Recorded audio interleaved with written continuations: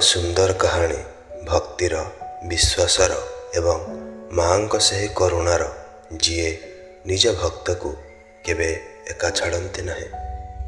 ନମସ୍କାର ଦର୍ଶକ ବନ୍ଧୁ, ଈଶ୍ୱର ଭକ୍ତି ୟୁଟ୍ୟୁବ୍ ଚ୍ୟାନେଲକୁ ଆପଣଙ୍କୁ ପୁଣି ଥରେ ସ୍ୱାଗତ। ଏହି କାହାଣୀ ଆରମ୍ଭ ହୁଏ ପୁରୀର ପ୍ରତାପୀ ରାଜା ପୁରୁଷୋତ୍ତମ ଦେବଙ୍କ ଠାରୁ। ରାଜା ପୁରୁଷୋତ୍ତମ ଦେବ ମା ଦୁର୍ଗାଙ୍କର ଜଣେ ପରମ ଭକ୍ତ ଥିଲେ। ତାଙ୍କ ଜୀବନ ଭକ୍ତି, ଧର୍ମ ଏବଂ ନ୍ୟାୟରେ ପରିପୂର୍ଣ୍ଣ ଥିଲା।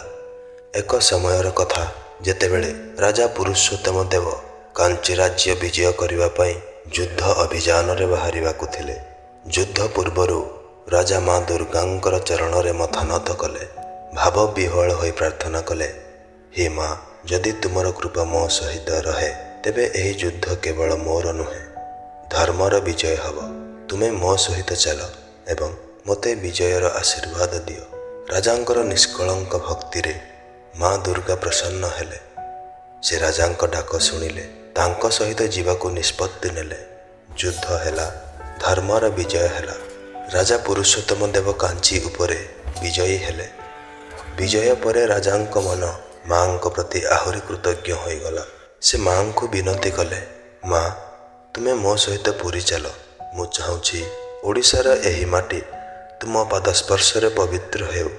ସେତେବେଳେ ମା ଏକ ସର୍ତ୍ତ ରଖିଲେ। ମା କହିଲେ, ହେ ରାଜନ, ମୁଁ ତୁମ ସହିତ ନିଶ୍ଚୟ ଯିବି, କିନ୍ତୁ ଗୋଟିଏ ନିୟମ ସହିତ। ମୁଁ ତୁମ ପଛେ ପଛେ ଚାଲିବି। ମୋ ପାଦର ଘୁଙ୍ଗୁର ଶବ୍ଦ ତୁମକୁ ସବୁବେଳେ ଶୁଭୁଥିବ। ଯେପର୍ଯ୍ୟନ୍ତ ସେହି ଶବ୍ଦ ଶୁଭୁଥିବ, ସେ ପର୍ଯ୍ୟନ୍ତ ବୁଝିବ ଯେ ମୁଁ ତୁମ ପଛରେ ଅଛି।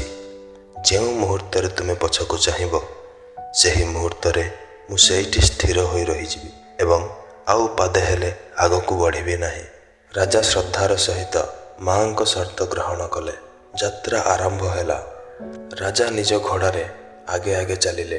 ପଛରୁ ମାଙ୍କ ଘୁଙ୍ଗୁରର ଶବ୍ଦ ମଧ୍ୟ ଶୁଭୁଥିଲା। ଏମିତି ଅନେକ ଦିନ ବିତିଗଲା। ରାଜା ଧୈର୍ଯ୍ୟ ଏବଂ ବିଶ୍ୱାସର ସହ ଆଗକୁ ବଢ଼ିଲେ। ଦିନେ ସେମାନେ ଘଟଗାଁର ଘଞ୍ଚ ଜଙ୍ଗଲରେ ପହଞ୍ଚିଲେ। ଚାରିଆଡ଼େ ନିଶବ୍ଦ ଥିଲା। ବାଲିଆ ମାଟି, ଶୁଖିଲା ପତ୍ରର ମୋଟା ସ୍ତର। ହଠାତ୍ ରାଜାଙ୍କ କାନରେ ଘୁଙ୍ଗୁର ଶବ୍ଦ ଶୁଭିବା ବନ୍ଦ ହୋଇଗଲା। ବାସ୍ତବରେ ବାଲି ଏବଂ ପତ୍ର ଯୋଗୁଁ ମାଙ୍କ ପାଦ ଶବ୍ଦ ଶୁଭୁ ନଥିଲା, କିନ୍ତୁ ରାଜା ଏହା ବୁଝିପାରିଲେ ନାହିଁ। ତାଙ୍କ ହୃଦୟ ଥରି ଉଠିଲା, ମନରେ ସନ୍ଦେହ ଜାତ ହେଲା। ରାଜା ଭୟରେ ବ୍ୟାକୁଳ ହୋଇ ନିଜ ସର୍ତ୍ତ ଭୁଲିଗଲେ ଏବଂ ପଛକୁ ଚାହିଁଦେଲେ। ଯେମିତି ରାଜା ପଛକୁ ଚାହିଁଲେ, ମା ସେଇଠି ସ୍ଥିର ହୋଇ ଛିଡ଼ା ହୋଇଗଲେ। ମାଙ୍କ ମୁହଁରେ ଏକ କରୁଣ ହସ ଥିଲା। ମା କହିଲେ, ରାଜନ, ତୁମେ ମୋ ସର୍ତ୍ତ ଭାଙ୍ଗିଦେଲ। ଏବେ ମୁଁ ଏଠାରୁ ପାଦେ ହେଲେ ଆଗକୁ ଯିବି ନାହିଁ। ଏହି ନିର୍ଜନ ଜଙ୍ଗଲ ଏବେ ମୋର ନିବାସ ହେବ। ରାଜାଙ୍କ ଆଖିରୁ ଲୁହ ଝରିବାକୁ ଲାଗିଲା। ସେ କାନ୍ଦି କାନ୍ଦି କହିଲେ, ମା, ମୋର ଭୁଲ ହୋଇଗଲା। ଦୟାକରି ମୋତେ କ୍ଷମା କରିଦିଅ। ମୋ ସହିତ ପୁରୀ ଚାଲ।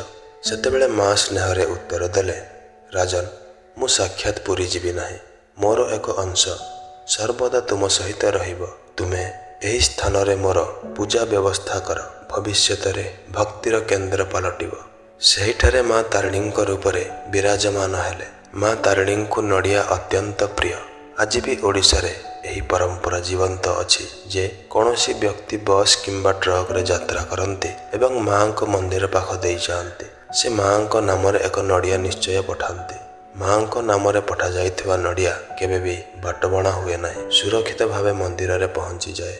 ତେବେ ଦର୍ଶକ ବନ୍ଧୁ, ଆଜିର ଭିଡ଼ିଓରେ ଏତିକି। ଦେଖା ହେବ ପୁଣି ଏକ ଭକ୍ତିର କଥା ସହିତ ଆଗାମୀ ଭିଡ଼ିଓରେ। ଜୟ ମା ତାରିଣୀ।